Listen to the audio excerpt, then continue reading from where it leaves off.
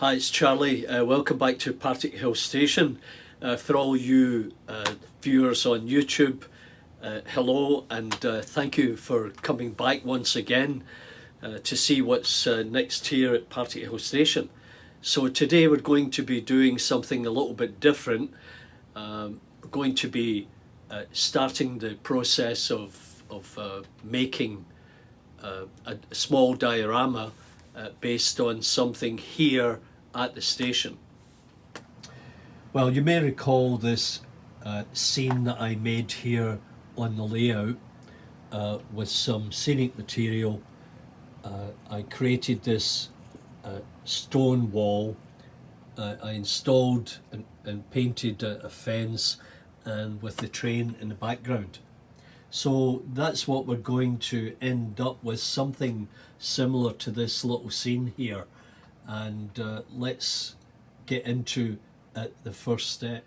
So for the purpose of a base for the diorama, you could use a piece of scrap pink or blue insulation board.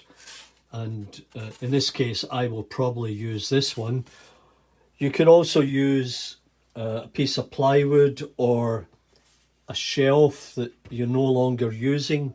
You can cut a piece of that off, or like the guys at Budget Model Railway who do a great job, they use this corrugated cardboard, which you will find used in packing for large appliances like fridges and stoves and maybe TVs, and that's very sturdy and would do the job really well. So what we'll do is we'll go ahead with the pink insulation board. So the first thing I'm going to do is position a piece of track on top of the insulation board, and then I'll outline it, and then we'll remove some of the material on either side to give this an elevated look for the rail. So let's go ahead and do that. So I hope you can see where I've marked that. So what I'm going to do is just score it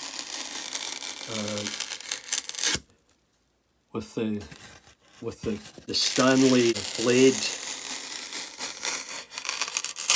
so we know that position there, and then we'll start cutting this excess material away, and this can be accomplished like this using a hobby saw, just to get that material out of there.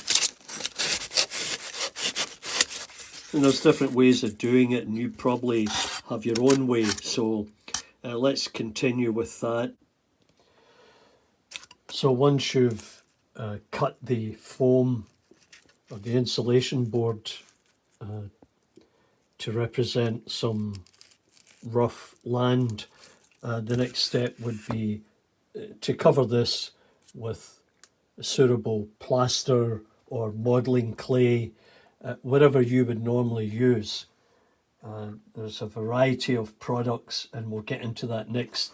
But also take a piece of cork and cut it so that it sits over there where the track would be, and that gives a little bit extra elevation to the track. And now you can see it, how it's going to come together, like so. And then we'll move on to the next step. Stay tuned.